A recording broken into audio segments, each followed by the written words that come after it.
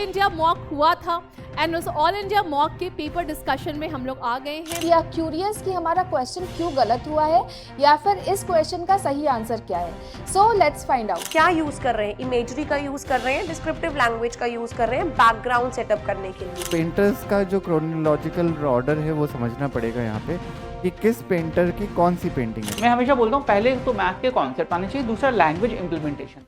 Hello दोस्तों, क्या हाल चाल है? Welcome back to all of you in the amazing platform of physics वाला डिजाइन एंड आर्ट। बच्चों, आपने एक मॉक टेस्ट दिया था और उस मॉक टेस्ट में मैथमेटिक्स और रीजनिंग के भी क्वेश्चन थे जिनके सॉल्यूशंस, जिनके डिटेल सॉल्यूशंस के लिए आप यहाँ सभी आए हैं और इस सेशन में मैं वो सारे सॉल्यूशंस आपके साथ डिस्कस करने वाला हूँ। सो आज के क्लास में, इस सेशन में हम आपके मॉक के जो भी मैथ और रीजनिंग के क्वेश्चन थे उनके सॉल्यूशंस और जो फाइनल आंसर है उस पर आपको गाइड करने आए हैं। बच्चों, फटाफट सेशन को स्टार्ट करते हैं और जो हमारे क्वेश्चन है उनको उनकी तरफ आगे बढ़ते हैं। अगर हम क्वेश्चन नंबर के से देखें बेटा, तो 31 क्वेश्चन से आपके मैथ और रीजनिंग के, मतलब जो एप्टीट्यूड का पोर्शन, अब एप्टीट्यूड में जैसे मतलब मैं जो पढ़ाता हूँ तो मैं उसे एप्टीट्यूड के हिसाब से मैं आपको बता रहा हूँ बेटा। एप्टीट्यूड में हमारे यहाँ से क्वेश्चन थे तो उन क्वेश्चन की तरफ हम आगे बढ़ रहे हैं। मैं हर क्वेश्चन का आपको सोल्यूशन बताऊंगा ताकि आप अंडरस्टैंड कर सकें। भाई, आपने मॉक किया है, हम हमेशा बोलते हैं mock assessment is most important, more important than mock, मतलब ये समझाने के लिए। तो सर असेसमेंट तो हो, असेसमेंट यहाँ से होगा, अब असेसमेंट पे आ रहे हैं, ठीक है। नंबर 1, सारा क्वेश्चन मैं आपके सामने सॉल्व करूंगा बच्चों, देखिएगा, फिर हम आंसर जो हैं वो भी मिलाते हुए चलेंगे। इन एन एग्जाम अन्य score 72 marks which was equivalent to 80% of the total marks. ठीक है, आपने कॉन्सेप्ट पढ़ा था, इधर आ जाओ। एक बच्ची है जिसको 72 मार्क्स मिले which was the equivalent to 80% of the, sir मैंने कहा टोटल मार्क्स m है, तो इसका 80% अगर निकालते हैं तो वो 72 के बराबर आ रहा है। ठीक है भाई, सर हमें तो कुछ नहीं पता। मैं हमेशा एक लाइन बोलता हूँ बच्चों, लैंग्वेज इंप्लीमेंटेशन।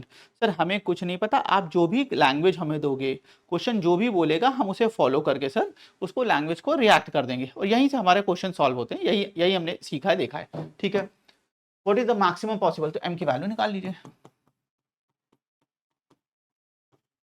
0 से 0 काटा, ये हमारे 9 टाइम जाएगा and we have 90। Correct answer option B 90। देखिए, एनी डाउट बच्चों? हो सकता है कुछ क्वेश्चन आपको 2 बार करने पड़े बच्चों, पॉइंट टू बी नोटेड। एक बार में कभी कभी ज्यादातर क्वेश्चंस के तो आंसर आ जाते हैं, पर कुछ क्वेश्चंस कभी कभी आपको 2 बार करने पड़ सकते हैं, 3 बार, समझने के लिए, अंडरस्टैंड करने के लिए। ओके, चलो नेक्स्ट।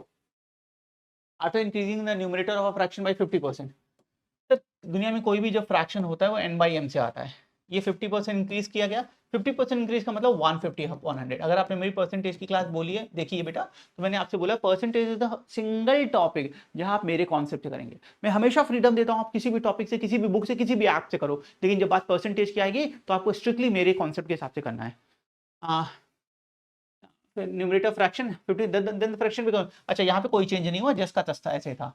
व्हाट इज द, और ये 9 बाई, ओरिजिनल फ्रैक्शन बताना 9/4। ठीक है सर, ये 0 से 0, ये 3 टाइम जाएगा, ये 2 टाइम जाएगा। We have 3m by 2, sorry 3n by 2m is equal to 9/4। हमें क्या बताना, original fraction. So n by m is equal to 9/4 into 2 into 3। Sir ये 2 टाइम जाएगा, ये 3 टाइम जाएगा। So finally we have n by m, ये 2 कितना था बेटा, 2 बार गया था और 3, तो वी हैव 3 बाई, यहाँ ऊपर एक मिनट, सॉरी, ये बेटा 3 बार गया 3 और यहाँ पे 2, 3/2, अच्छा सर 3/2, ऑप्शन डी। ठीक है, तो हमारा जो ओरिजिनल फ्रैक्शन था बट जो यहाँ पे इस केस में हमारा जो ओरिजिनल फ्रैक्शन था वो 3/2 था। ठीक है, कुछ नहीं, जो मैं हमेशा बोलता हूँ पहले तो मैथ के कॉन्सेप्ट आने चाहिए, दूसरा लैंग्वेज इंप्लीमेंटेशन। लैंग्वेज इंप्लीमेंटेशन कैसे आएगा, थोड़ा सा प्रैक्टिस से आता है। P by Q, Q by S, then what is the value. ठीक है, क्या है, रेशियो का है, merging of a ratio. Ratio में मैंने कॉन्सेप्ट आपको कराया है, मर्जिंग ऑफ रेशियो उस पे है sir 7/9, then Q by S 5/6। तो joint ratio P is to Q is to S निकालना होता है, कुछ नहीं, मैंने हमेशा बोला उल्टा एन। बच्चों for merging of a ratio, for joint ratio कुछ नहीं करना है, सिर्फ उल्टा एन बनाते चलिए, क्वेश्चन अपने आप सॉल्व हो जाएगा। तो बच्चों इधर आ जाते हैं, 7 into 5 35, 9 into 5 45 and then 9 into 6 we have 54। अब फर्दर हमें देखना होता है क्या ये कोई ऐसा नंबर है जिससे कैंसिल हो रहा है। यहीं पे काम खत्म नहीं होता, पॉइंट टू बी नोटेड बच्चों, यहीं पे हमारा काम खत्म नहीं होता। हम देखेंगे क्या कोई फर्दर नंबर है जिससे हो रहा है, तो ये 2 से नहीं कटने वाला है, ये 3 से भी नहीं कटेगा। 3 से क्यों नहीं कटेगा, 35, ये 5 से भी नहीं कटेगा, तो कोई नहीं है। तो option number B 35 40 B is right answer. देखिए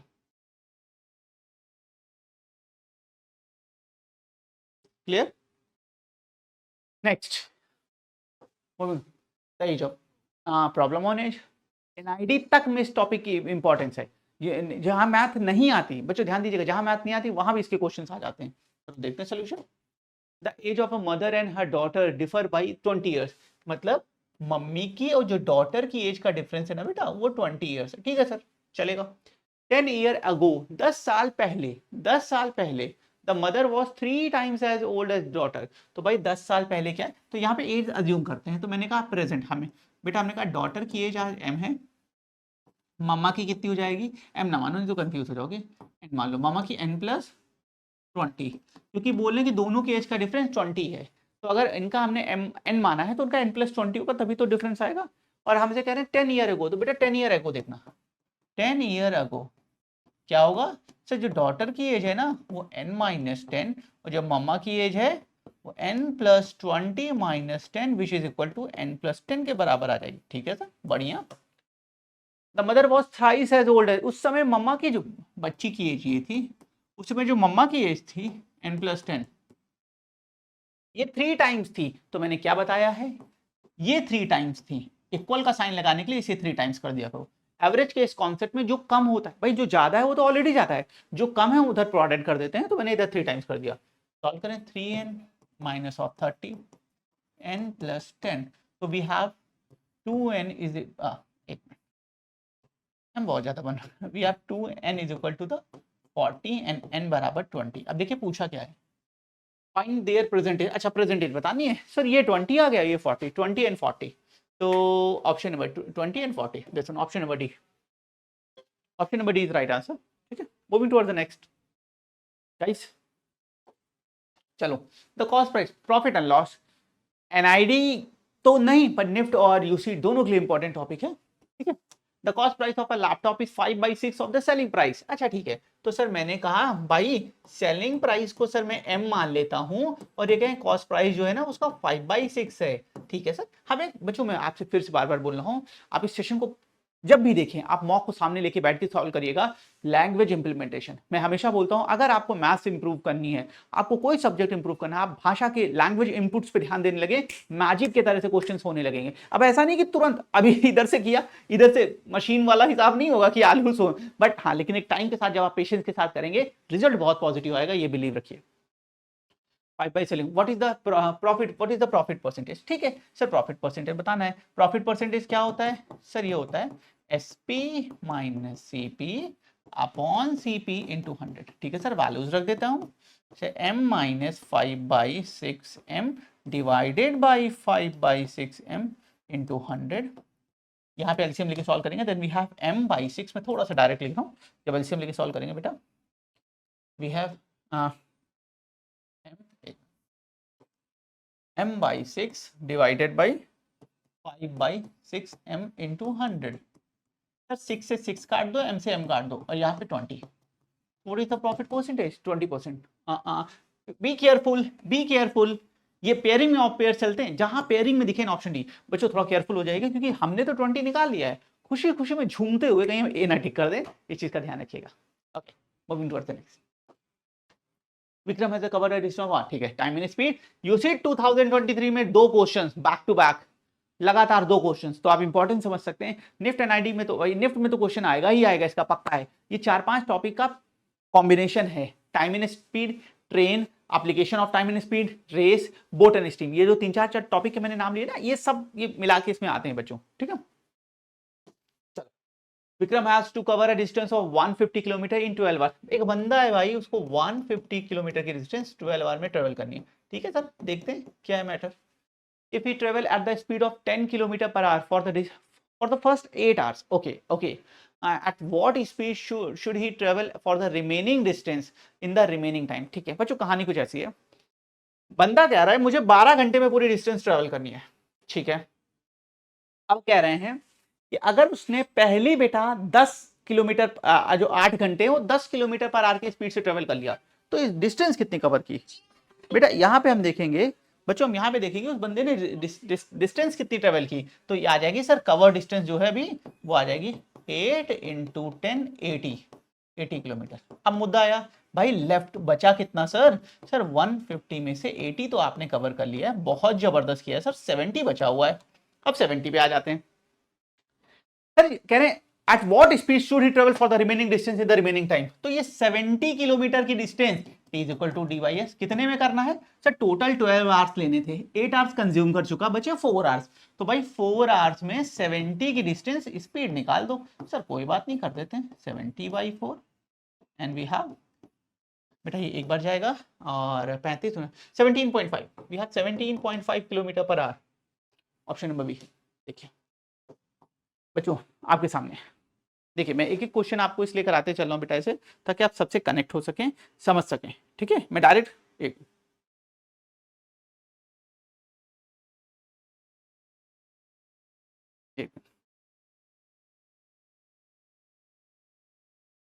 हाँ ओके, तो देखा आपने, आगे बढ़ते हैं। चलो next, a group of 31 time in work NID favourite. देखिए हर टॉपिक की अलग अलग हैं चाहने वाले। एनआईडी से बहुत क्वेश्चन पूछता है, निफ्ट में भी आएगा, हर बार आता है। ठीक है, आइए, a group of 32 man can complete a work in 25 days. एक भाई 32 मैन है, वो 24 आवर में काम को कंप्लीट करते हैं। If 8 man leave the group how many days. बेटा ये क्वेश्चन बेस्ड ऑन होटल वाला है, मैं आपको टाइप 7 या 8 में कराता हूँ। होटल है या ग्रुप वाला है, यहाँ पे कुछ लोग तो काम करते हैं, कुछ लोग बीच में चले जाते हैं, नए आ जाते हैं। एक बात हमेशा ध्यान रखिएगा, man into days give the total. For such type of question guys, man into days, आप नंबर ऑफ मैन को नंबर ऑफ डेज से प्रोडक्ट करोगे तो टोटल आ जाएगा। तो इधर देखिए सर, शुरू में 32 मेन थे, वो 8 दिन sorry 24। What is this? Total work. ये बेटा यहाँ पे टोटल वर्क आ गया। What is this? ज्यादा है कुछ, ये टोटल वर्क आ गया। ठीक है, अब क्या पूछा है? If 8 man leave the group, how many days will be the remaining man take to complete the.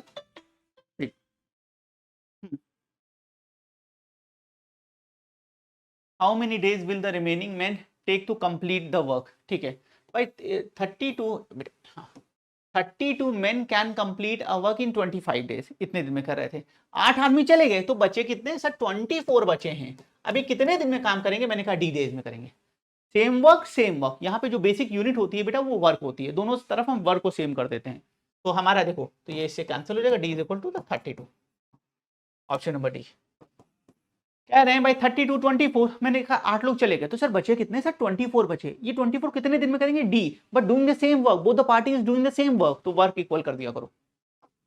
Next, Aman invested 8,000 simple interest. ठीक है, आ जाते हैं।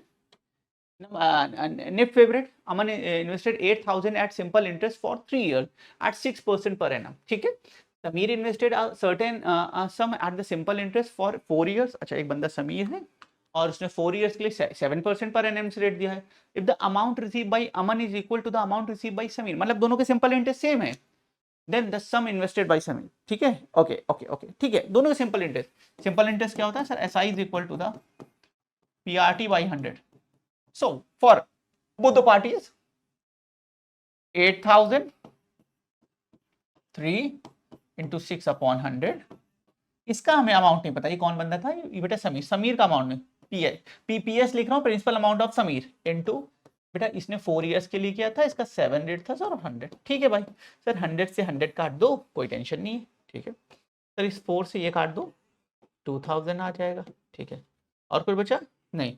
सो we have PS is equal to बच्चों 2000 इंटू 3 into 6 डिवाइडेड बाई 7। देखना कुछ बचा था, 3 6 उधर बचा, उधर हमारे पास बेटा 7 बचा। ठीक है, अब सॉल्व कर लेते हैं। क्या पॉइंट में आएगा? इधर receive amount equal to amount receive, चलो ऑप्शंस तो नहीं है, देखते हैं, बट अभी तो डेटा थोड़ा सा चलो ठीक है, देखो तो कुछ कॉमन वैल्यू है जो डिटेक्ट होगी नहीं होगी। चलो आ जाते हैं, चलो सॉल्व करते हैं, देखते हैं आगे क्या होगा। ठीक है बच्चों, देखिएगा इसको कर लो, 2000 इंटू 18/7, ये 3 टाइम सॉरी ये 2 टाइम जाएगा, देन वी हैव 4 7 5 35 2.5, ये हमारा 2.5 है, 2.5। तो अब इसे आप यहाँ से सॉल्व कर लेंगे तो ये हमारे पास आएगा 5000। एक मिनट, गिव मी 1 मिनट। मुझे लगता है मैंने कुछ डेटा, एक मिनट में चेक कर, क्रॉस वेरीफाई कर रहा हूँ। Aman invested 8,000 at simple interest for 3 years at 6% per 8,036। Sameer invested a certain sum at a simple interest, sum नहीं पता था, at a 4 year at a rate of 7% per annum.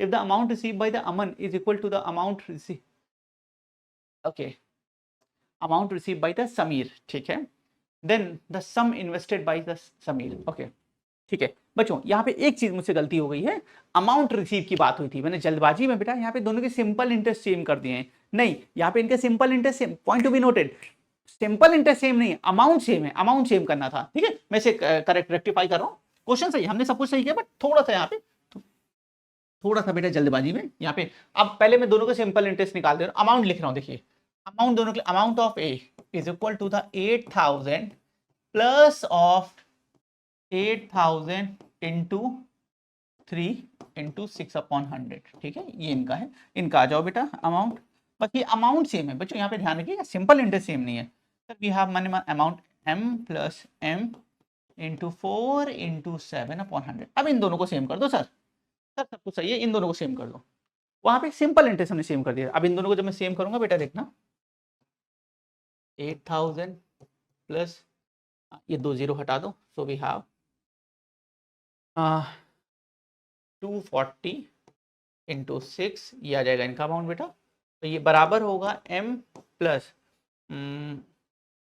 Solve ही कर लेते हैं साइड को, थोड़ा सा सॉल्व ही कर लेते हैं, ये 7 चौका 28 और ये 128 m/100, ये इसके बराबर हो गया, m की वैल्यू को निकालना तो एक तरफ रखते हैं, तो m बराबर वी हैव 100, अंदर से देखो कितना आएगा 8,000 प्लस बेटा 0 24 के 4 कैरी 2 12 14 एंड डिवाइडेड बाय 128, तो m बराबर 8,000 और ये हमारे पास बेटा आ जाएगा 9,9440 इंटू 100/128, ये आ जाएगा बेटा, ये आ जाएगा। लास्ट को जब अभी हम इसे पहले सॉल्व कर रहे थे बेटा, तो हमने कुछ गलत नहीं किया, सब सही था, लेकिन वो जो लास्ट स्टेप था सिंपल इंटरेस्ट, हम वहाँ पे सिंपल इंटरेस्ट को बच्चों सेम कर दे रहे थे, बट यहाँ पे सिंपल इंटरेस्ट सेम नहीं होगा, point to be noted, amount same है, बोला गया है जो फाइनल अमाउंट है अमाउंट सेम है, तो हमें अमाउंट को सेम करना पड़ेगा, ठीक है, बस यही चीज़ का ध्यान रखना होगा इसमें, ठीक है। आगे कैलकुलेट कर लेते हैं बेटा, इसको आप सॉल्व करेंगे, देन फाइनली वी हैव 128 से सीधे काट दीजिएगा, finally we have 7375, option A, option number A 7375, okay, बढ़िया क्वेश्चन, ठीक है, but point to be noted, यहाँ पे अमाउंट रिसीव्ड सेम है, ना कि सिंपल इंटरेस्ट सेम है, ठीक है। चलो आगे बढ़ते नेक्स्ट। हाँ, अब ये बेटा हमारा ये थोड़ा ये नंबर सिस्टम का क्वेश्चन है, बट ये क्वेश्चन थोड़ा सा कैलकुलेशन साइड पे जाता है, देखिए मैं थोड़ा सा आपको इस पे कनेक्ट कराने की कोशिश कर रहा हूँ। कैलकुलेशन साइड का क्या मतलब हुआ कि सर कैलकुलेशन का क्या मतलब हुआ, आप कह रहे हैं कैलकुलेशन मतलब बेटा यहाँ पे इस क्वेश्चन में हमें थोड़ा सा कैलकुलेशन को ध्यान में रखना होगा और उसके हिसाब से सॉल्व करेंगे, नहीं तो बहुत ज़्यादा लेंदी हो जाएगा। अब है क्या, मैं क्वेश्चन पढ़ के बता रहा हूँ, n=244 ab is a positive integer, बेटा एक नंबर है जिसको बोल रहे हैं 244 ab, ये ऐसा है। अब ab की जगह कुछ हो सकता है, 1 2 3 4 5 में कोई भी नंबर ab की जगह हो सकता है, ठीक है। Is a positive integer whose tenth and unit digits are a and b, बेटा उसका टेंथ प्लेस और जो यूनिट प्लेस है दोनों के दोनों सेम होने वाले हैं, टेंथ और unit digit are a and b same, whose tenth and unit digit are a and b, ठीक है, ये बोला है, ठीक है। तो respectively if n is the divisible by 5, अगर n बेटा 5 से 8 अच्छा 5 8 9 तीनों से डिविजिबल है, then what is the 10a plus b, हमें 10a प्लस, बच्चों यहाँ आ जाओ, मुद्दे पे आ जाओ, ये जो नंबर है ये 5 से डिविजिबल, एक एक करके चेक करो, ये 5 से डिविजिबल है, मतलब डिविजिबिलिटी बेस्ड क्वेश्चन है। तो बच्चों कोई भी नंबर जब 5 से डिविजिबल होता है ना, तो वहां एक ही कंडीशन होती है कि सर 0, भाई आप सोचो सर 10 है 15 है 20 है 25, तो 5 से डिविजिबिलिटी कहती है भाई लास्ट में मुझे या तो 0 चाहिए या 5 चाहिए, मुझे दुनिया से मतलब नहीं है, मुझे दुनिया से मतलब ना बताओ, मुझे 0 या 5 दे दो। इसका मतलब b या तो 0 होगा या 5 होगा, b बेटा इन्हीं दो में से एक कोई एक वैल्यू हो सकता है, इसके सिवा b की कोई वैल्यू नहीं हो सकती है, ओके। हाँ, b की इन्हीं दो में से कोई वैल्यू हो सकती है और कोई नहीं हो सकती है, ठीक है। थोड़ा सा और आगे बढ़ते हैं, गिव मी 1 मिनट, 1 मिनट आगे बढ़ते हैं। और हाँ, तो मैं ये इस क्वेश्चन में हम डिस्कस कर रहे थे कि b की पॉसिबल वैल्यूज ये हो सकती हैं, भाई हमारी जो b की पॉसिबल वैल्यूज हैं वो ये हो सकती हैं बेटा, ठीक है। चलो व्हाट इज द, अब हमें क्या चाहिए, हमें 10a प्लस b चाहिए, ठीक है। आगे बढ़ते हैं, अब आगे क्या कह रहे हैं, मूविंग टुवर्ड्स द नेक्स्ट कि अच्छा इसके साथ साथ ये 8 से और 9 से भी है बेटा, ये जो डिविजिबिलिटी की बात कर रहे हैं, ठीक है, इसके साथ ये 8 और 9 से भी हो रहा है, तो वो देखते हैं, चलो ठीक है। अब बच्चों जैसे मैंने बताया कोई भी नंबर है वो बेटा 8 से जब 9 से तब डिविजिबल होता है जब उनके नंबर्स का सम डिवाइड होता है। कोई भी नंबर 9 से तब डिवाइड होता है जब उसके नंबर का हम पूरा सम कर रहे हैं वो 9 से डिवाइड हो। तो देखते हैं 2 + 4 सर ये 10 है। अब आपने कहा सर, आपने कहा 10 बी ये हो सकता है, तो मैंने कहा सर अगर मैं 0 मान लूं तो 0 मान लीजिए, तो 1 तो ये आ जाएगा, इसका सम 1 आ जाएगा। अब ये 9 से नहीं है तो माने ए की वैल्यू क्या हो सकती है सर, 8 हो सकती है। सर ए की वैल्यू 8 हो सकती है, एक ये पॉसिबल वैल्यूज की तरफ हम आगे देख रहे हैं। सर ए की 8 वैल्यू, तो इसका ये कितना आ जाएगा, यहाँ पे ये आ जाएगा। ठीक है, ओके ओके। अच्छा, क्या बी की ए की 9 से डिविजिबिलिटी के लिए हमने बी की वैल्यू तुम पहले निकाल के, ए की वैल्यू क्या होनी चाहिए, 8 होनी। क्या कोई और वैल्यू हो सकती है, बिल्कुल नहीं हो सकती, क्योंकि इसके ऊपर कोई वैल्यू रखोगे तो सम 9 नहीं आएगा। तो माने ए की जगह हमें 8 पता चला और बी की जगह 0 पता चला। अब इसको देखते हैं यहाँ पे रखे 80 + 0 वी हैव 80, ऑप्शन डी। देखिए इस तरह के क्वेश्चन को बेटा हमेशा एलिमिनेशन अप्रोच पे इस तरह सॉल्व कर लेते हैं, ना कि पूरा सॉल्व करते हैं पूरा वो, उसमें टाइम बचाने की कोशिश करते हैं for such type of question. The radius of cylinder decrease by, किसी सिलेंडर की रेडियस बेटा डिक्रीज कर दी गई है 20%। How much percent must it's height be increase so that the volume of the cylinder remain the same. यानी उसकी बेटा जो डिक्रीज कर दी, हाइट में क्या चेंज किया जाए कि वॉल्यूम अनचेंज रहे। ठीक है, और देख लेते हैं। तो हमने कहा सर स्टार्टिंग में क्या होता है दुनिया में, अच्छा फॉर्मूला क्या होता है, पाई पाई को हटा दो क्योंकि कांस्टेंट हटा देते हैं। सर स्टार्टिंग में 100 होता है, रेडियस 120/100, 120/100 इनटू, अब हाइट में कितना चेंज करें तो that the volume of cylinder. तो मैंने कहा सर हाइट में मैं मानता हूं कि पहले जो हाइट है वो h' हो जाए, जो हाइट है वो h' हो जाए, तो ये नया ये अनचेंज हो जाए, इतना रहे, ताकि ये अनचेंज हो जाए, इतना रहे, यही तो बनेगा। मैंने कहा नई हाइट h' है चेंज के बाद। अब क्या है अभी आगे देखेंगे, चलो सॉल्व करते हैं। तो ये से हटा दो, ये से हटा दो। सो h' इज इक्वल टू 100/144। अब ये 100/144 ये क्या है, इसका क्या, ये हमारी ये रिड्यूस हाइट है, ध्यान रहे। मैंने कहा हाइट को कितना चेंज व्हाट, क्योंकि हमने बेटा जो रेडियस है डिक्रीज की है, और कोई चीज डिक्रीज की तो हाइट हमारी इंक्रीज होनी होगी। तो ध्यान रहे ये हमारी इंक्रीज हाइट का जो भी है ये हमारे इंक्रीज वैल्यू होनी चाहिए, तभी काम बनेगा। ठीक है, अब इधर आ जाओ। तो अब हमने कहा सर h' हमारा ये आ रहा है। अब ये कुछ ये है क्या, या आप इसको अगर ऐसा चाहें तो ये भी लिख सकते हैं कि क्योंकि हाइट अल्टीमेटली बच्चों, ये थोड़ा सा आपको कनेक्ट करना आसान हो जाएगा। सर मेरी स्टार्टिंग में हाइट h होती है, 100 होती है, मैंने कहा मैं इसमें h और मिला दे रहा हूँ, यही तो आएगी अपॉन, यही तो बनेगा। The new height should be 100+10%, 20%, 30%, कोई वैल्यू होगी, मैंने h मान लिया। अब सॉल्व करो, तो इससे ये कटा, इससे ये कटा, and we have 144 × 100 + h is equal to the, ये 4 0 उधर भेज दिया, उधर शिफ्ट कर दिया। तो then finally we have h is equal to divided by 144 -100 कर दिया। ठीक है, ओके चलेगा। हाँ, एक minute I am so sorry, बेटा। Okay guys, moving toward the next question, अगले क्वेश्चन की तरफ बढ़ते हैं। Radius of cylinder decrease by 20%, radius decrease की गई है। तो मैंने कहा सर दुनिया में स्टार्टिंग फॉर्मूला π² h होता है, दुनिया में स्टार्टिंग में हर चीज की वैल्यू 100 होती है। रेडियस 20 डिक्रीज की गई तो ये 80। अगर आपने परसेंटेज पढ़ा तो आप कनेक्ट कर रहे होंगे। और मैंने कहा हाइट कितनी बढ़ा दी जाए, सर मैंने कहा ये h कर दी जाए, h यूनिट इंक्रीज कर दी जाए 100+h/h, और ये अनचेंज है 100 के बराबर। ये इक्वेशन बनेगा 100 × 80/100, 80/100 × 100+h, h इंक्रीज की गई डिवाइडेड, और ये सेम होगा इसके बराबर क्योंकि अनचेंज है। सर इससे हटा दो, इससे इसको हटा दो। फाइनली वी हैव 64 ब्रैकेट में 100+h।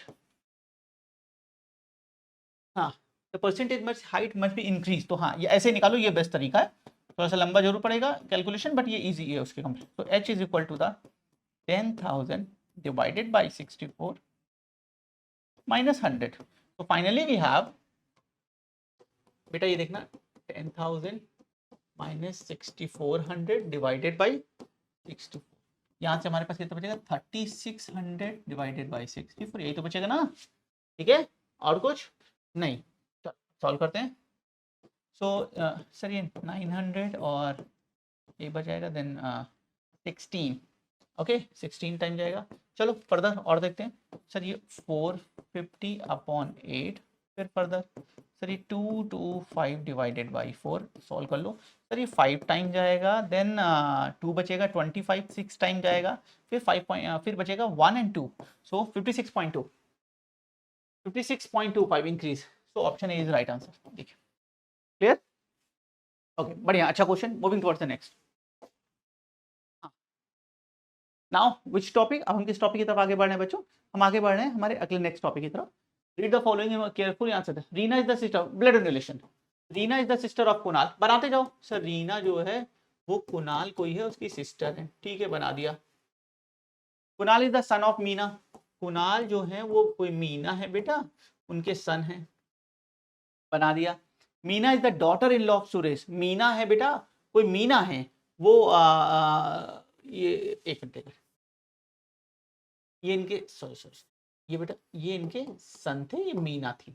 Meena is the daughter in law of Suresh, कोई मीना है बेटा वो कोई सुरेश की डॉटर इन लॉ है, ठीक है सर, ये इनकी daughter in law, D in law लिख दे रहा हूं मैं, ठीक है okay.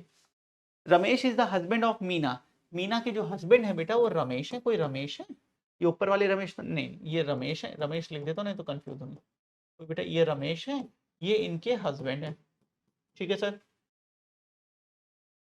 Ramesh has one brother, Ramesh has one brother, Ramesh का एक भाई है बेटा जिसका नाम दिनेश है, तो सर ये इनके ब्रदर हैं, ओनली ब्रदर लिख दो तो ज्यादा ठीक है क्योंकि ओनली ब्रदर दिनेश है। Dinesh has a daughter name Priya, Dinesh की एक बेटा डॉटर है जिसका नाम प्रिया, ठीक। चलो, how is Priya related to Reena, ये सर रीना है, ये प्रिया है, इनका रिलेशन बताना, ठीक है। ये इनकी बहन है, ठीक है, ये इनके सन है, तो ये इनकी डॉटर होंगी, तो ये मेरी मम्मी हो गई, ये इनकी मम्मी हो गई, मेरी मम्मी के हस्बैंड मेरे पापा के भाई मेरे चाचा की लड़की मेरी कजन आंसर आ जाएगा, ऑप्शन है simple. Moving towards the next. Aman, next topic direction distance. Aman walk 10 metres north, ठीक है, एक बंदा है सर अमन, वो 10 मीटर नॉर्थ की तरफ जाता है, then turn right and walk 6, right इधर है, राइट मुड़ेगा 6 जाएगा, he turn right again and walk 10, फिर राइट मुड़ता है 10 चलता है, यहाँ पे आ जाएगा। Finally he turn left and walk 4 metre, sir left इधर है, 4 मीटर यहाँ आ जाएगा, ये 6 था तो ये भी 6 होगा। How is for Aman for starting point से ये 6 ये 4 10, सर 10 मीटर पे, and which direction east, option D simple.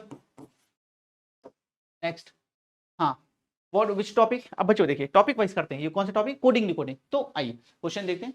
जब भी मैंने बोला 2 कंपैरिजन के लिए दिया, बच्चों ध्यान है जब भी कंपैरिजन के लिए 2 यूनिट दिया तो most of the time pick and drop होता है, बट ये हमेशा नहीं होता।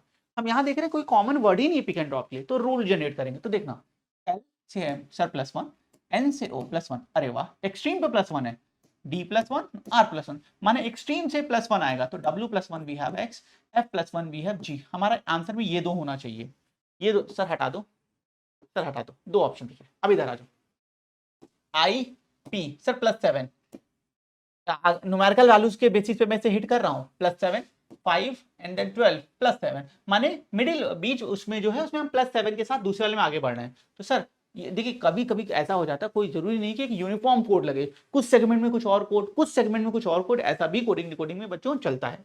तो हम इसकी तरफ एक मिनट यहाँ पे देखेंगे, तो we have O +7 22 V is the value of 22 22 is value of V, option B is right answer. Next which topic, sitting arrangement. अब सिटिंग अरेंजमेंट के लिए क्या करना पड़ेगा बच्चों, डायग्राम बनाना पड़ेगा। आप जब अल्टीमेटली क्वेश्चन पूरा सॉल्व करोगे तो आपका जो वर्क है वो तभी होगा जब आप डायग्राम बनाओगे। तो यहाँ पे हम क्या कर रहे हैं, डायग्राम बनाने जा रहे हैं, देखिएगा। 6 friend were sitting around a circular table facing the centre, 6 दोस्त हैं, 1 2 3 4 5 6, ठीक है। Amar Jeetu is the sitting 2 place to the left of Amar, ये अमर है, इन लेफ्ट 1 o'clock पे 2 प्लेस पे जीतू, यहाँ जीतू बैठा है, ठीक है। Jeetu is sitting 2 place to the left of Amar and opposite to Kiran, और ये किरण के अपोजिट है, ये किरण हो जाएंगी, ठीक है। If Dhawan and Manjeet are opposite to each other, अब धवन तो यहाँ पे हो नहीं सकते, तो ये धवन हो गए, ये मंजीत हो गए। Who is sitting right of Jeetu, तो जीतू के राइट में कौन बैठा है ये बताना। तो बेटा जीतू के राइट में, अब ध्यान रखिएगा, पहले तो यहाँ कोई बंदा कौन कौन बच रहा है, देखो हेमंत, यहाँ हेमंत आ जाएंगे।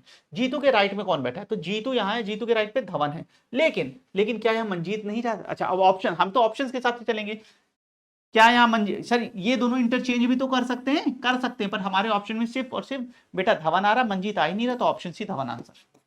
भाई तो ऑप्शन के यूनिवर्स के हिसाब से भी आगे बढ़ेंगे ना। चलो सीरीज ठीक है सर +3 +5 +7 एक minute +3 then we have +5 then we have +7 हाँ then we have +7 के बाद बेटा देखना 7 इधर और 2 +9 अगला क्या जाएगा +11 सिंपल रूल चल रहा है +11 30 हमारे पास क्या आ जाएगा सर 20 से 38 option B simple. Okay count the number of triangle. आप किसी भी एग्जाम के लिए हो figure counting one of the most important topic आपके लिए है ही है। आइए कब से स्टार्ट करते हैं चलिए सर 1 2 3 4 5 ठीक है अरे ले लिए 5 दिस वन 6 7 8 9 10 11 12 13 14 15 16 17 बड़ा वाला 18 हम 18 तक पहुंच गए। इनिशियल लेवल काउंटिंग पे हम 18 तक पहुंच गए, लेकिन हाँ ऑप्शन हमें हेल्प नहीं कर रहे हैं, ऑप्शन यहाँ पे हमें हेल्प नहीं कर रहे हैं, हम 18 तक पहुंचे। 18 के बाद सर ये 19 सर ये 20 तक पहुंच चुके हैं, तो आंसर इससे ऊपर ही होने वाला है। ये दो ऑप्शन तो हटा दो, आंसर इससे ऊपर ही होने वाला है क्योंकि अभी हम कुछ और स्क्रीनिंग भी करेंगे। ओके 20 तक हम पहुंच गए हैं। ओके दिस वन 21 ठीक, अगर मुझे एक और दिख गया तो वो भी हो सकता, नहीं तो ये फाइनल है।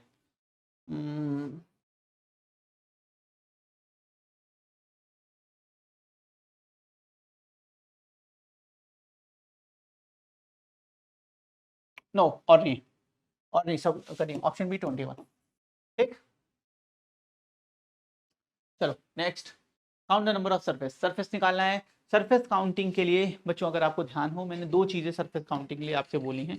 कभी भी सरफेस काउंटिंग का क्वेश्चन करिए सबसे पहले ये देखिए किस कैटेगरी का क्वेश्चन है।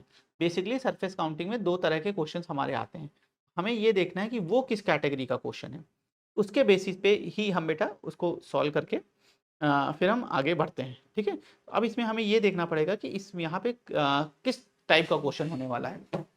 तो क्या क्या है, एक सिमेट्रिकल इंक्रीमेंट होता है, एक हमारा सिमेट्रिकल डाउन हो, दूसरा हमारा टॉप बैक फ्रंट व्यू। तो इस क्वेश्चन में कुछ भी सिमेट्रिक जैसा आपको बहुत बेटर नहीं मिलेगा, एक ही पिलर मिल रहा है पर उससे बेनिफिट नहीं होगा, तो आप इसे टॉप बैक फ्रंट व्यू पे कर लो, वो बेस्ट है ठीक है। टॉप ऊपर से 1 2 3 4 5 पीछे वाला 6 1 2 3 4 5 6 बॉटम टॉप ये था बॉटम, बॉटम ऑलवेज कंसीडर। अब नीचे से देखेंगे बेटा देखिएगा सर 1 2 ये वाला 3 पीछे वाला, ये पीछे वाला सर 4 देखिए नीचे ये दिखा ये दिखा ये दिखा ये दिखा, सो वी हैव 4। फ्रंट पे आ जाओ। अब फ्रंट मेरे लिए कुछ और आपके लिए कुछ और हो सकता है, एक तरफ से करते हैं 1 2 3 4 5 6 7 फ्रंट से 7, बैक से आ जाओ पीछे से continuous flat sheet, continuous flat sheet from the back. Back में हम इसको फ्लैट शीट मानेंगे, कोई डिवीजन हम नहीं मानते ठीक है। नाउ साइड व्यू पे आ जाओ, राइट और लेफ्ट। कहाँ तक हम पहुंचे हैं 17 18 तक पहुंच चुके हैं। साइड व्यू पे आ जाओ, इधर आ जाओ सर 1 2 3 4 बस ठीक है 4। नाउ लेफ्ट व्यू पे आ जाता हूँ। अब पीछे से देखेंगे तो बेटा देखो ये 1 ये 2 ये 3 बच्चा ये 1 अगेन रिपीटिंग ये 2 ये 3 और ये पीछे वाला, इसके पीछे भी तो वॉल होगी, ये कंप्लीट सर ये 4, सो ये आ गया। तो हमारे पास आ गया 6 4 10 18 10 18 19 7 26। Option D is right answer. Fine guys, moving towards the next cube counting. अब नंबर ऑफ क्यूब हमें इस क्वेश्चन पे बेटा बताने हैं कि इस डायग्राम में कितने क्यूब हैं, नंबर ऑफ क्यूब कितने हैं, ये हमें इस क्वेश्चन पे बताना है। चलो फटाफट सॉल्व कर लेते हैं, आंसर निकाल लेते हैं। आइए देखते हैं। एक तरफ से करूँ कुछ और बेटर है नहीं इसमें, ऐसे देखो पिलर्स में बेटा 1 गाइस 1 2 3 3 इधर से 3 इधर से, तो वी हैव 6, इसमें 6 आ गए ठीक है। ओके ये ऊपर वाला एक एडिशनल तो +1। अब इधर आ जाओ 1 2 3 4 और ये वाला 5 सर ये 5 अलग अलग ही निकालो, वही बेस्ट है बेटा इसके लिए।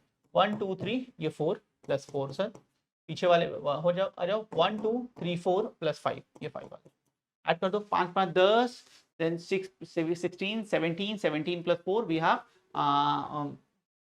एक मिनट हाँ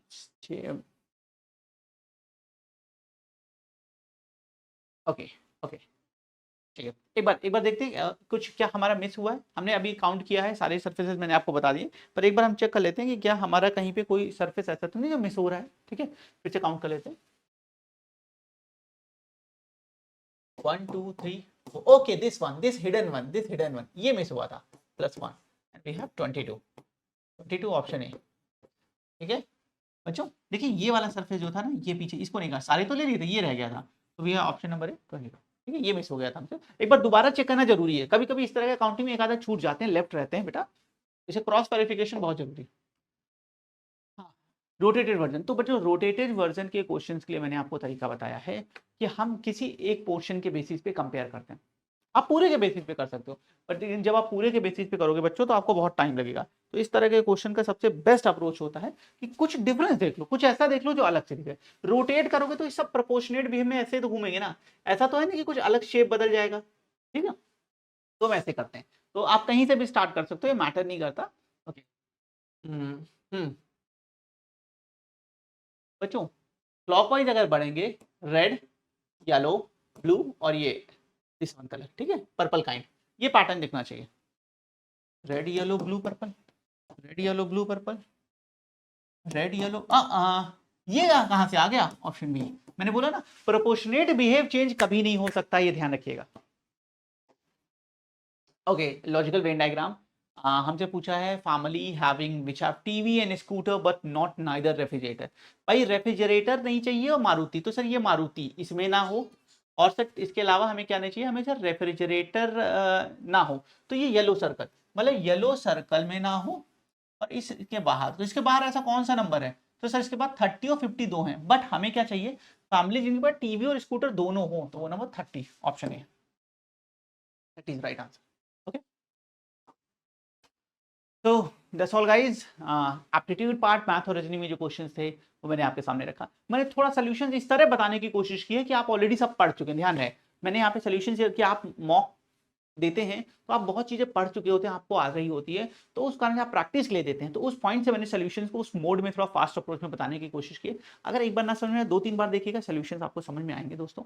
और ठीक है, आई होप इस सेशन से आपको और कॉन्फिडेंस आएगा और आप अपने मॉक असेसमेंट को बेटर ढंग से कैरी कर पाएंगे। मिलते हैं next session. We all have given the mock test and we are curious कि हमारा क्वेश्चन क्यों गलत हुआ है या फिर इस क्वेश्चन का सही आंसर क्या है। So let's find out. पहला क्वेश्चन है हमारा, match each shape in column A with the emotion it most likely expresses in column B.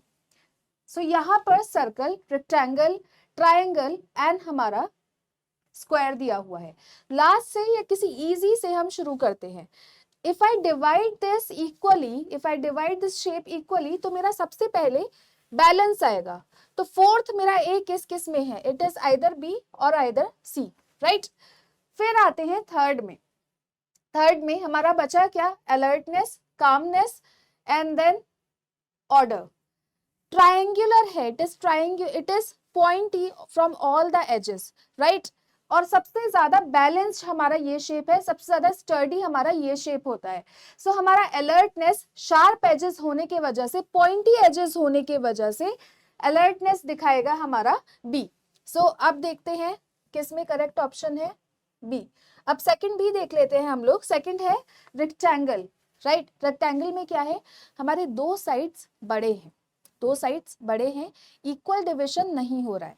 Vertical के हिसाब से हॉरिजॉन्टल में इक्वल डिविजन नहीं है, इसी वजह से हमारा second is going to be your order. Second is your D, first one is your what, calmness, because of the edges, because of the waviness, because of the roundness, because of the softness all around, it is your calmness. So first is calmness, second is your order, third is your alertness and fourth is your balance. Answer is what? The B is the correct answer. आगे चलते हैं on the next question. Okay. Observe the color palette in the given figure and figure 1 carefully. Based on the blending logic, determine which color should replace the figure 2. Okay. Based on the blending logic, which color should replace the question mark? It is tints and tones of the same color. Now I can see there is more brightness in these colors over here. Right, the colors are bright and there is no black happening over here as well. तो हमारा tone तो नहीं बनेगा,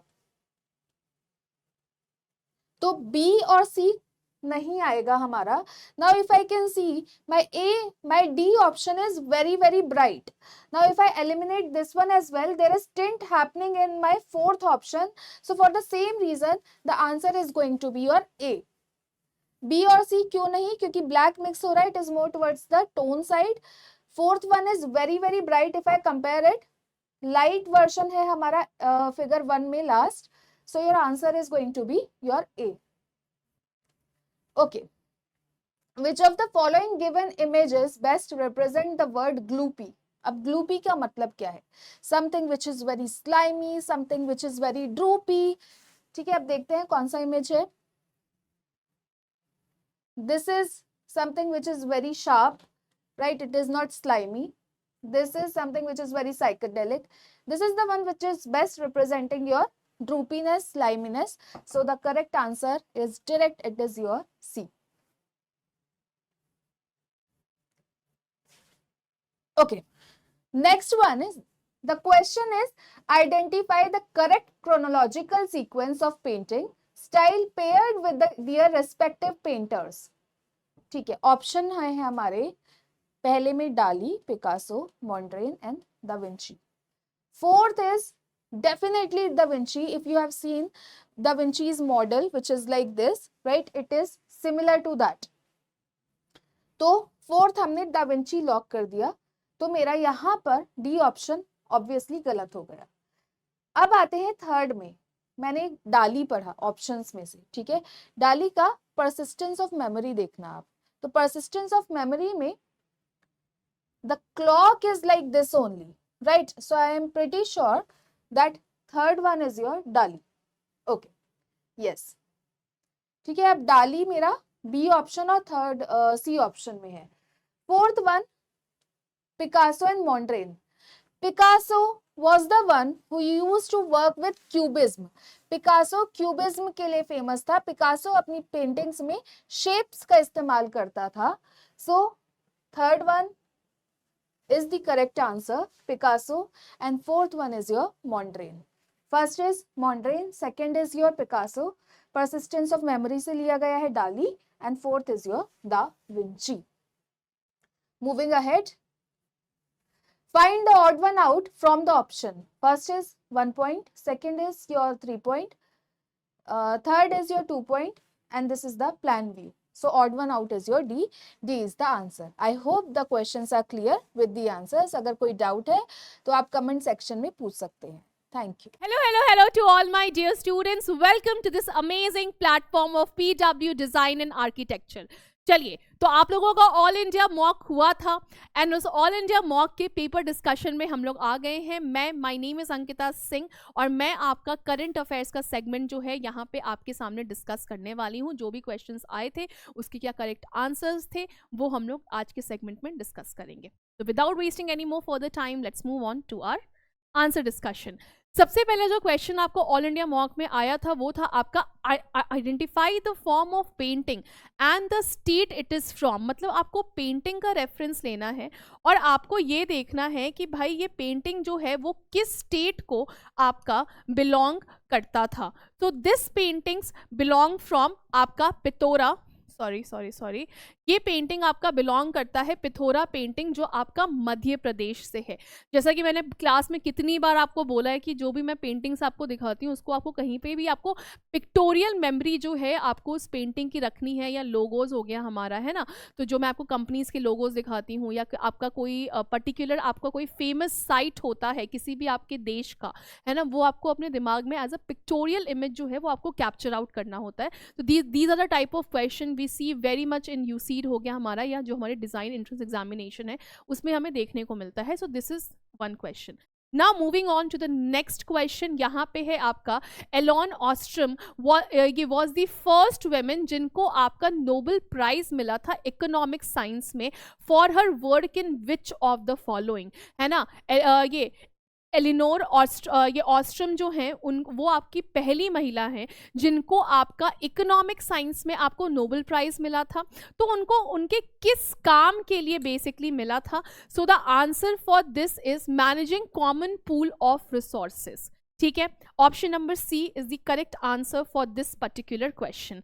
now moving on to our next question जो आपके all India mock में आया था, एंड ये क्वेश्चन है कि यूनेस्को का वर्ल्ड हेरिटेज साइट जो है वो आपका फेमस किसके लिए है? वो आपका फेमस है रॉक कट आर्किटेक्ट के लिए एंड आपका intricate Jain Hindu Buddhist sculptures के लिए, जो आपका कार्व आउट किया गया है बसाल्ट, जो आपका लोकेटेड कहाँ पे है। बेसिकली आपका ये पूछ रहा है कि जो आपका इसमें से जो आपके यूनेस्को वर्ल्ड हेरिटेज साइट है जहां पे आपकी रॉक कट आर्किटेक्चर हमें देखने को मिलता है और जहां पे आपके इंट्रिकेट जैन हिंदू और बौद्धिस्ट का जो आपका स्ट्रक्चर कार्व आउट किया हुआ है वो इनमें से किस जगह पे हमें देखने को मिलता है ना। तो ये आपको मिलता है आपका एलोरा केव्स। ये हमने जनरली आपका फोक पेंटिंग्स होता है उस टॉपिक में हम लोग इस टॉपिक को आपका कवर अप करते हैं। ठीक है, now moving on to the next one, यहाँ पे आपसे पूछ रहा है कि आर्टेमिस जो है वो आपका बेस्ट नोन है अभी टुडे के लिए इन द ये स्पेस एक्सप्लोरेशन। तो बेसिकली आपसे ये पूछ रहा है कि आर्टेमिस जो है वो हमारा जो स्पेस एक्सप्लोरेशन का प्रोग्राम है वो इनमें से कौन सा जो पॉइंट है वो उसको जस्टिफाई करता है। तो आर्टेमिस प्रोग्राम जो आपका है वो आपका ल्यूनर मिशन है, मतलब आपका ये चंद्र मिशन है, मून मिशन है, मून मिशन प्रोग्राम है जो आपका एम करता है to return humans to the moon. A lunar mission programme aiming to return humans to the moon. Option number C is the right answer guys.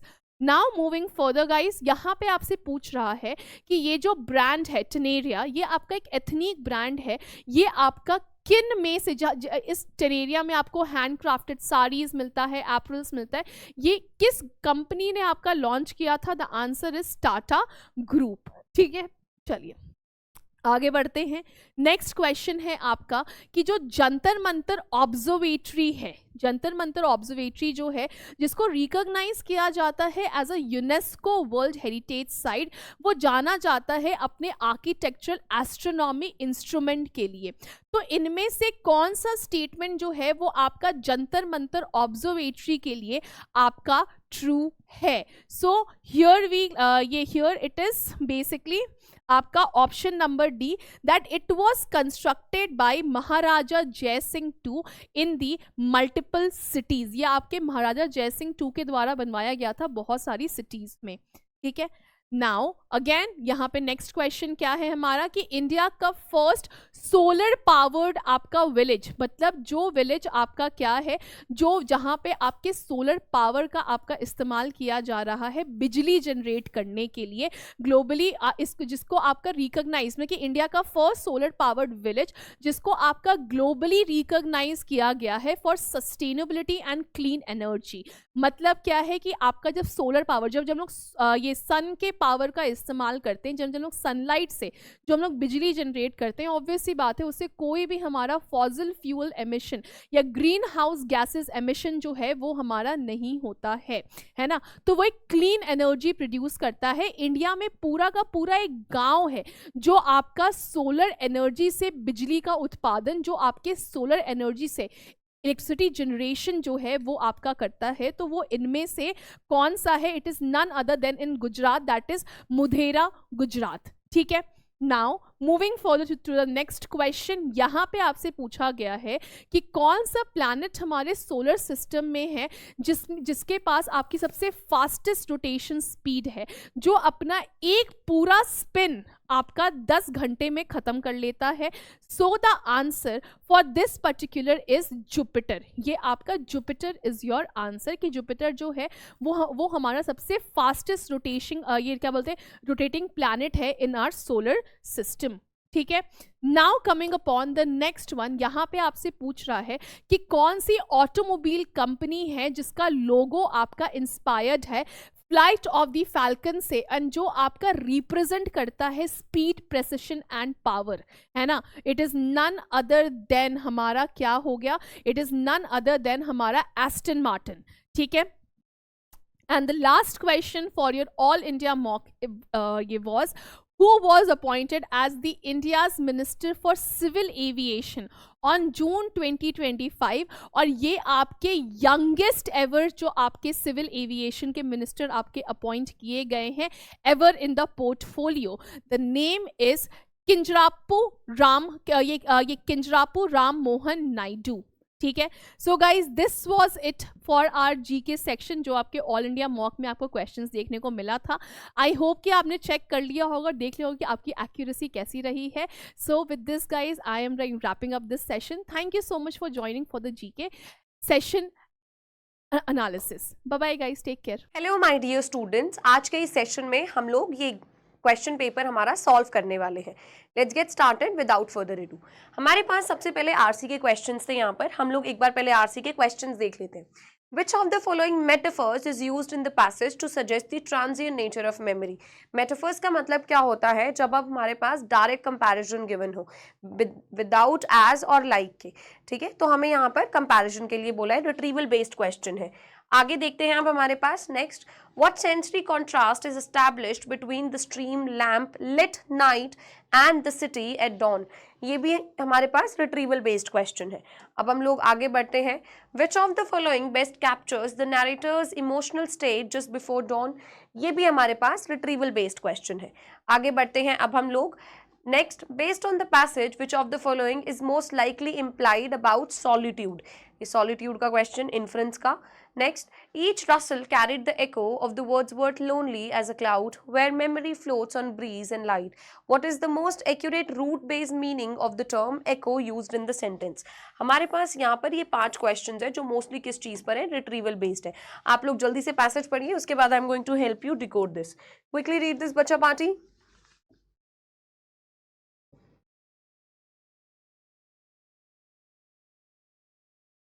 अब अगर आप लोगों ने ये पढ़ लिया हो तो अब मैं हेल्प करती हूँ। देखो, under the copper glow of the street lamp autumn leaves drifted like golden moths across the silent pavement. अब यहाँ पर ये लोग क्या यूज कर रहे हैं, इमेजरी का यूज कर रहे हैं, डिस्क्रिप्टिव लैंग्वेज का यूज कर रहे हैं बैकग्राउंड सेटअप करने के लिए।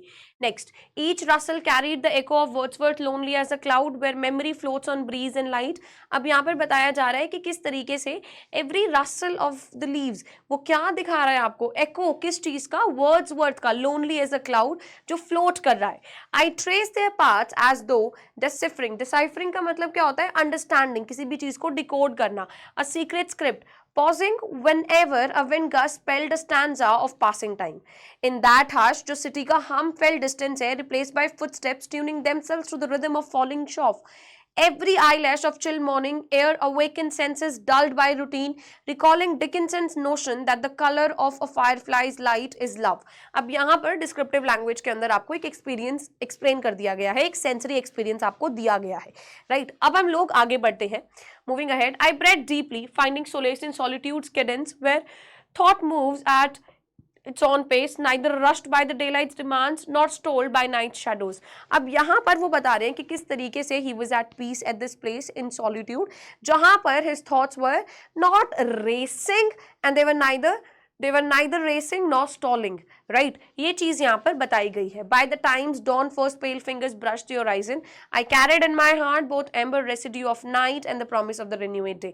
अब यहाँ पर बताया जा रहा है जैसे next day आया, there was this uncanny understanding that night and day both exist and this is how it is explained to you people. ठीक है, थोड़ा सा philosophical है, sensory details को evoke किया गया है। अब हम लोग आगे बढ़ते हैं। बच्चा पार्टी, हमारे पास पहला क्वेश्चन देखो, which of the following metaphors is used in the passage to suggest the transient nature of memory? किस चीज को यहाँ पर इस्तेमाल किया गया है? ट्रांजिएंट का मतलब समझते हैं आप लोग, कोई भी चीज जो शॉर्ट लिव्ड हो, कोई भी चीज जो ज्यादा लंबे समय तक नहीं हो, मतलब एक तरीके से फ्लीटिंग, राइट। अब यहाँ पर हमारे पास सबसे पहले देखो, cities hum fading behind the autumn leaves. autumn leaves नहीं यूज किया जा रहा है। wind gust spelling out a stanza of time. yes, यहाँ पर जो wind gust है उसको यूज किया गया है ट्रांजिएंट नेचर को दिखाने के लिए। तो यहाँ पर रिट्रीवल बेस्ड क्वेश्चन हमारे पास आंसर हो जाएगा बी स्टेटमेंट। मूविंग अहेड, आगे देखते हैं, नेक्स्ट देखो, what sensory contrast is established between the street lamp lit night and the city at dawn. अब यहाँ पर क्या चीज बताया गया है, पहला देखो साइट एंड टेस्ट, नेक्स्ट देखो मूवमेंट एंड स्टिलनेस, ये दिखाया गया है यहाँ पर, या फिर हमारे पास नेक्स्ट देखो बच्चा बात यहाँ पर हमारे पास सॉलिट्यूड और कनेक्शन है, या फिर routine, numbness and sensory renewable. अगर आप इसको थोड़ा सा समझने की कोशिश करें तो देखो यहाँ पर एक साइकिल की तरह आपको बताया गया है, नाइट और डॉन, राइट। तो एक तरीके से सेंसरी रिन्यूअल भी हो रहा है यहाँ पर, राइट। तो यहाँ पर सेंसरी रिन्यूअल को दिखाया गया है, नेक्स्टनेस जो रूटीन है हमारा उसकी नंबनेस को भी यहाँ पर शोकेस किया गया है। तो यहाँ पर हम आंसर चूज करेंगे डी ऑप्शन, ठीक है। अब हम लोग आगे बढ़ते हैं, लेट्स मूव अहेड। हमारे पास next question, which of the following best captures the narrator's emotional state just before dawn. पहला देखो एंशियस, वो एंशियस तो उस टाइम पर नहीं थे। Overwhelmed by the demands of the solitude, he was not overwhelmed, he was happy, right. No, reconciled with both past and future, yes. तो यहाँ पर हमारा आंसर होना चाहिए सी ऑप्शन, जहां पर he was reconciled, he was feeling at ease, right. तो C option. Moving ahead, आगे देखो, based on the passage which of the following is most likely implied about solitude. Next देखो, it is an isolating force that erodes clarity, erodes clarity नहीं, बहुत farfetched idea है, eliminate हो जाएगा। It functions as a mirror for society demands, किस चीज की demand, कौन सा मिरर, वो हमें हेल्प करता है समझने में, तो no. It allows emotional clarity to emerge at a natural pace, exactly. यहाँ पर neither you are racing nor you are stalling, so the major idea is कि आपके पास टाइम है चीजों को सोचने का, राइट। तो यहाँ पर आंसर होना चाहिए हमारे पास सी, एज पैसेज के अंदर भी ये मेंशन्ड है। It must be filled with sound और मूवमेंट और ऑफ मीनिंग, कुछ भी नहीं है ऐसा, ये एलिमिनेटेड। आगे देखो, अब हमारे पास next question, in the line. अब यहाँ पर आपसे पूछा गया है एको का मतलब क्या होता है, साइंस में पढ़ा है ना, एको क्या होता है, जब कोई भी चीज जाती है और वो वापस मुड़कर आती है, राइट। साउंड के लिए यूज किया जाता है particularly, so for Greek echo sound repeated और रेवरबरेटेड, राइट। तो यहाँ पर हमारे पास आंसर हो जाएगा ए स्टेटमेंट। आगे देखो, echo is I do well, no all French, इनमें से सारे गलत है, हमारे पास आंसर होना चाहिए ए ऑप्शन, क्योंकि हम साइंस में भी पढ़ चुके हैं, क्लास 8 9th में भी, और सबको इसका थोड़ा बहुत तो पता होगा ही, साउंड से रिलेटेड है यहाँ पर, right. I hope the 1 to 5 जो भी आपके इंग्लिश के क्वेश्चंस थे आरसी के, वो आपको ध्यान में है, आपको समझ में आ गया है कैसे हम लोगों ने ग्राउंड्स ऑफ एलिमिनेशन का इस्तेमाल करते हुए आंसर किया है। आई होप ये पांचों क्वेश्चंस आप लोगों को क्लियर है। अगर आप लोगों को यहाँ पर कोई भी डाउट है, कोई भी क्वेश्चन है, आप लोग यहाँ पर वो पूछ सकते हैं, ठीक है। Now I am moving ahead towards our next section. अब नेक्स्ट हमारे पास एक पैराग्राफ है। पहले क्वेश्चन देखो क्या है, which of the following is closest in meaning to tenuous as used above? Let's have a look at the word tenuous. The detective found the suspect's alibi highly tenuous after uncovering new security camera footage. Now what is tenuous? अब यहाँ पर पहला word देखो, strong, convincing, plausible या unlikely। हमें यहाँ पर क्या बोला है, closest in meaning, right? So टेनुअस का मतलब क्या होता है, टेनुअस का मतलब यहाँ पर जिस तरीके से यूज किया गया है that is going to be unlikely, your B option, ठीक है। जो आप अगर ऑप्शंस को देखें तो भी आप इजीली एलिमिनेट कर सकते थे, क्योंकि strong, convincing, plausible same meaning है, राइट। आगे बढ़ते हैं, नेक्स्ट देखो, despite her normally gregarious nature Marisol remains silent throughout the entire meeting. What is gregarious? जब आप बहुत ज्यादा सोशिएबल है, जब आप बहुत बातें करते हैं, राइट। अब यहाँ पर अगर आप ध्यान से देखें आपको समझ में भी आ जाएगा कॉन्टेक्स्ट के थ्रू। डिस्पाइट का मतलब क्या होता है, कॉन्ट्रास्टिंग चीजें जो आपके पास लेकर आई गई हैं। बोल रहे हैं कि वो साइलेंट रही है और उसका नेचर डिस्पाइट मतलब ऑपोजिट कैसा है, जो बातें करता है, राइट। तो ग्रेगेरियस यहाँ पर क्या हो जाएगा, बातूनी, टॉकेटिव, राइट। अब यहाँ पर आपसे पूछा गया है एंटोनिम, ठीक है। वर्ड आपको दिया गया है ग्रेगेरियस, सोशिएबल, ये तो इसका सिनोनिम है, आउटगोइंग भी, टॉकेटिव भी। यहाँ पर आंसर होना चाहिए रिजर्व्ड, ठीक है, B statement. I hope this is clear, ये समझ में आया है सबको। Now I am moving ahead, next देखते हैं अब हमारे पास। अब पहले क्वेश्चन देखो क्या है, what does the idiom on the spot mean here? On the spot का क्या मतलब है, पहले आप लोग पैराग्राफ देखो। When the power went out just before the presentation, the speaker was on the spot to improvise without her slides. Okay, समझ में आ गया ये सबको। अब देखो हमारे पास क्या क्या ऑप्शंस है, under pressure, in the correct location, fully prepared, unexpectedly absent. अब यहाँ पर हमारे पास इसका आंसर क्या होना चाहिए, ए स्टेटमेंट। क्यों होना चाहिए ये स्टेटमेंट? ऑन द स्पॉट का मतलब क्या है कि भाई वो वहीं था और इमीडिएटली उसने कोई चीज़ कर दी, लेकिन जब भी कोई भी चीज़ इमीडिएटली होती है उस टाइम आप अंडर प्रेशर होते हैं, राइट? तो यहाँ पर ये कॉन्टेक्चुअल मीनिंग से अकॉर्डिंग था और के अकॉर्डिंग था और आपको ये सोच समझ के आंसर करना था, ठीक है? बहुत सारे बच्चों ने गलत भी किया है, यहाँ पर हमारे पास आंसर हो जाएगा A statement. I hope this is clear to all, ठीक है? अब हम लोग आगे बढ़ते हैं, मूविंग अहेड। नेक्स्ट देखो, आपसे पूछा गया है किस पार्ट में एरर है, सेंटेंस पढ़ो। The committee have approved the new guidelines unanimously. ये आपको ग्रामर में रूल करा दिया गया है। अब इस रूल में है क्या, मैंने आपको बताया था, जब भी आपके पास कलेक्टिव नाउन है, ठीक है, तो आप कलेक्टिव नाउन, पहले होता क्या है, ग्रुप को बोलते हैं, जैसे उल्लुओं के झुंड को पार्लियामेंट बोलते हैं, राइट? लायंस के झुंड को प्राइड बोलते हैं, ऐसे ही झुंड को। अब बेटा ये जो आपका झुंड है इसमें क्या क्या होता है, इसमें एक तरीके से बोलूं तो ऐसे इंडिविजुअल यूनिट्स भी हैं और हमारे पास ऐसे ग्रुप भी है। तो इसमें हमारे पास पार्ट्स भी हैं और यहाँ पे हमारे पास बेटे ग्रुप भी है, राइट? तो इसका हमारे पास सब्जेक्ट वर्ब एग्रीमेंट क्या होना चाहिए?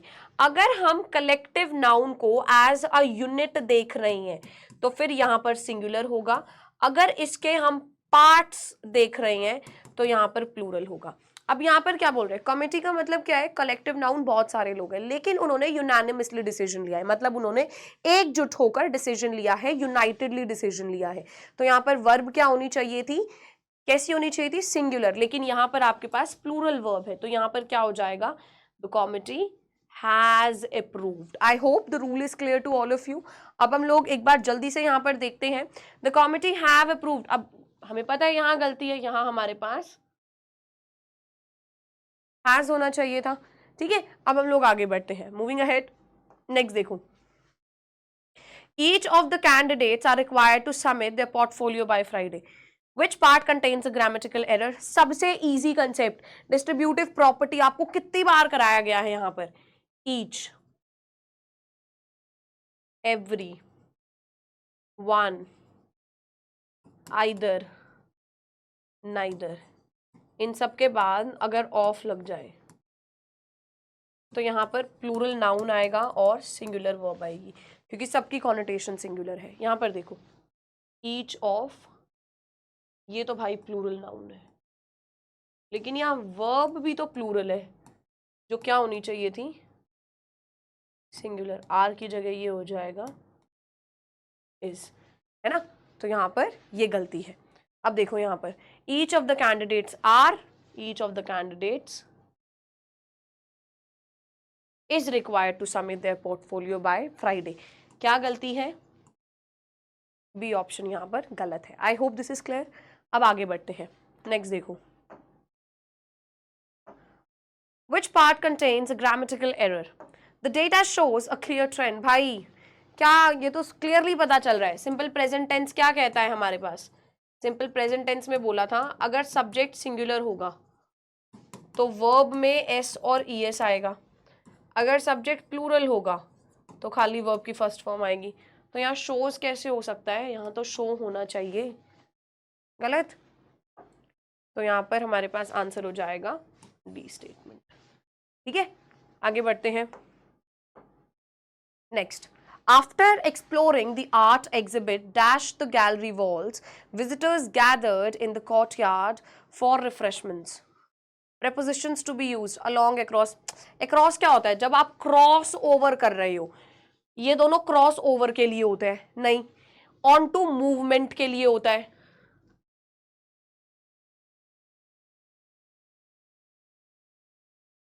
आप तो उसके साइड साइड देख रहे हो, तो आंसर होना चाहिए along, A statement, right? I hope this is clear.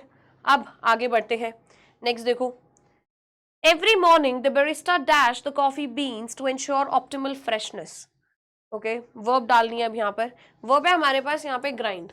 अब दो तीन चीज देखो यहाँ पर क्या बोल रहे हैं, every morning, ये भाई रोज रूटीन वाला एक्शन है। डेली एक्शंस हम किस चीज से बताते हैं, सिंपल प्रेजेंट टेंस। अभी बताया, अगर हमारा सब्जेक्ट सिंगुलर है तो वर्ब में एस और ई एस आ जाएगा, तो यहाँ पर क्या होना चाहिए, यहाँ पर आना चाहिए ग्राइंड्स, राइट? तो यहाँ पर हम लोग चूज करेंगे ऑप्शन नंबर बी, क्योंकि that is our correct statement. I hope it is clear to all. ये समझ में आ गया है सबको। अब आगे बढ़ते हैं। आगे देखो, जम्बल्ड अप पार्ट्स। यहाँ पे हमें दिया गया है following the unexpected funding cuts in the facility, prioritized essential safety upgrades. Next देखो, over planned aesthetic improvements the engineering team.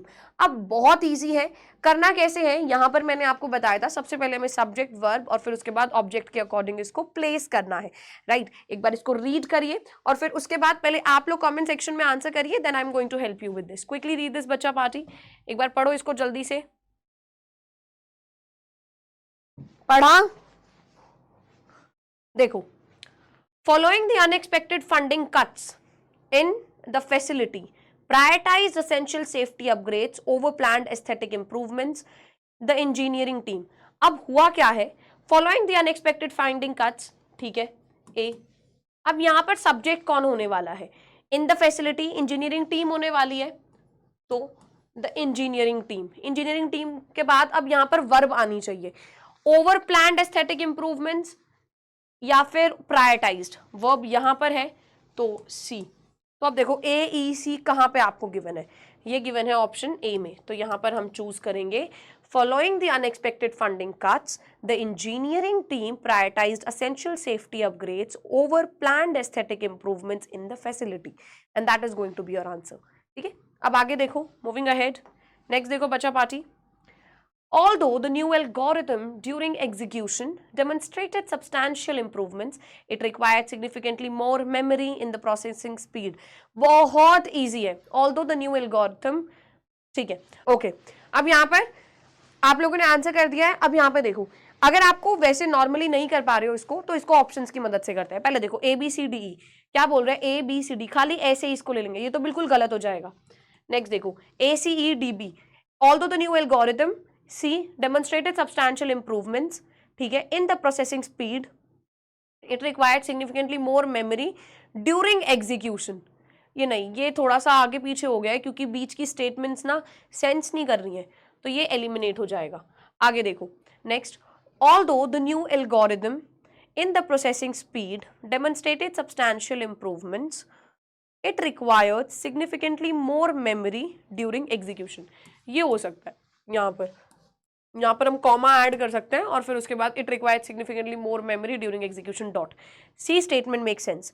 D statement देखो, although the new algorithm during the execution in the process, नहीं, D statement तो हो ही नहीं सकता है क्योंकि बहुत सारे कट्स आ गए हैं बीच में, बहुत अनइवन लग रहा है। तो यहाँ पर हमारे पास सही आंसर होना चाहिए सी स्टेटमेंट। आई होप आप लोगों को ये सभी क्वेश्चन समझ में आए हैं। अगर आपको कोई भी डाउट्स है, कुछ भी आपको नहीं समझ में आया है, you can put it in the comment section. That is going to be all my dear students. अब आप लोग आगे देखिए आपके क्वेश्चंस कैसे हैं, और आप लोगों को अब यहाँ पर करना क्या है, आपके जितने भी क्वेश्चंस हैं आपको एनालिसिस करना है। अगर आपका क्वेश्चन ठीक हुआ है, वेल डन। अगर आपका क्वेश्चन गलत हुआ है तो क्यों गलत हुआ है, क्या कंसेप्ट क्लैरिटी की प्रॉब्लम थी, लैंग्वेज नहीं समझ में आई, ग्राउंड्स ऑफ एलिमिनेशन नहीं आते हैं, प्रैक्टिस की कमी है, and then rectify your mistake. That is going to be all. Thank you very much. Hello students, मैं आपके लिए सॉल्यूशंस लेकर आया हूँ जो आपका अभी एग्ज़ाम हुआ है, हमारा मॉक टेस्ट। तो हमारे पास ये क्वेश्चन आया है, identify the correct chronological sequence of the painting style paired with their respective painters. तो आपको पेंटर्स का जो क्रोनोलॉजिकल ऑर्डर है वो समझना पड़ेगा यहाँ पे कि किस पेंटर की कौन सी पेंटिंग है। अब देखिए बच्चे कई बार कंफ्यूज हो जाते हैं कि ये तो मुझे पता नहीं कौन सी पेंटिंग आएगी, कहाँ पर होगी। तो उसमें से अगर आपको एक भी स्टाइल पता है जो आपको बहुत कन्विंसिंग लग रहा है, तो उसका करेक्ट ऑप्शन देख लीजिए कि किस ऑप्शन में वो आ सकता है। तो जैसे हमारा पहला है कि यहाँ पे काफ़ी फॉर्म्स बने हुए हैं। अब मुझे ये पता है कि ये विंची का स्टाइल है या ये हमारा दाली का स्टाइल है, तो हम उसको सीक्वेंस में देखते हैं कि किस पे आपका दाली आया हुआ है। तो फर्स्ट, सेकंड, थर्ड पे दाली आया हुआ है। तो if the sequence is like that कि सबसे पहले आपको मिल जाए थर्ड पे दाली यहाँ पे, तो यहाँ पे पिकासो है और मैंड्रिन है, सेकंड पे मैंड्रिन है और फर्स्ट पे पिकासो है, थर्ड पे दाली है और फोर्थ पे दा विंची है। तो फोर्थ और थर्ड तो सही है, फर्स्ट आपको देखना पड़ेगा कि फर्स्ट हमारा ऑप्शन सही है कि नहीं। तो यहाँ पे अगर हम देखें तो मोनाड्रियन जो है वो फर्स्ट वाला ऑप्शन जो है वो मोनाड्रियन है। Second is Picasso and the third is your Dali and the fourth is your Vinci. तो पहला अगर आप देखें ऑप्शन तो उसमें डाली है वो गलत है. Second option Picasso is wrong. B option is wrong. C is also there, okay, in which you have to see this कि Mandarin है, Picasso है, then Dali and Da Vinci. The C option is the right option in which you have to identify the sequence. Other sequence are not right here. So you have to know the painter and their style of painting. That is what you have to know, and then only you will be able to answer. Now let us see more question here. The second question which came was find the odd figure in the options. तो अगर हम इसमें सारे figures को देखें, so figure A and B are in perspective, figure C is also in perspective, but D is 2D. It is not in perspective. So correct option क्या है? Option D is odd actually, which is not in perspective, and that is the right option. We'll see more here. अब देखो identify the form of the painting and the state it is from. Now this is what I told you बच्चों, you have to know the form of the painting और the craft of the particular region. जैसे किसी भी state का reason का particular एक folk dance है या फोक आर्ट है या कोई क्राफ्ट है, उसके बारे में आप नॉलेज रखिए बच्चों. उसके बेसिस पे आपको क्वेश्चन मिलते हैं. तो this question also came in the entrance exam. If you see this painting, this belongs to the Pithora painting form of Madhya Pradesh. अब पिथोरा में पेंटिंग फॉर्म में क्या पर्टिकुलर बात थी कि उसमें एनिमल फिगर के साथ में आपको ह्यूमन फिगर भी दिख जाएंगे. उसमें आपको काफ़ी पॉइंटेड चीज़ें बननी भी दिखाएंगी, इंट्रिकेसी बहुत मिलेगी और काफ़ी डिपिक्टेड रहेगा कि एक बॉर्डर लाइन के साथ आपको मिलेगा. तो ये पर्टिकुलर चीज़ें आपको पता होनी चाहिए कि ये पर्टिकुलर स्टाइल अगर आपको दिखता है तो it is not Madhubani, it is not Kalamkari. कई बच्चे कंफ्यूज हो जाते हैं. ये है Pithora painting from the Madhya Pradesh. ये आपको पता करना पड़ेगा और ये इसकी नॉलेज भी रखिए. अब जो भी क्वेश्चंस आते हैं ना उन सबको पढ़िए. जैसे सूरा पेंटिंग है, कलमकारी है, पट्टचित्र है या पिथोरा पेंटिंग, इन सब के बारे में रिसर्च कर लीजिए और उससे आपकी नॉलेज बढ़ जाएगी और definitely you will be able to score very good in the entrance exam. Now this is from my side, will see more here. Now ऐसे ही काफ़ी आपको जनरल नॉलेज के भी क्वेश्चंस आएंगे, उनको भी आपको समझना है. जैसे who won the Nobel prize, who won which prizes. तो all these general knowledge questions also you will be able to answer. If you see this question in which the question is given about a woman who has won the Nobel Prize, that is what the question was given, and then you have to find out the answer. So these kind of question comes in the entrance exam, all the GK question, GK from the all the scientists and GK from the art and culture, then knowing about the painters and their painting, knowing about the perspective drawing. All these figurative type of question comes in the entrance exam and you have to answer them. So be ready and practice them. Thank you from my side.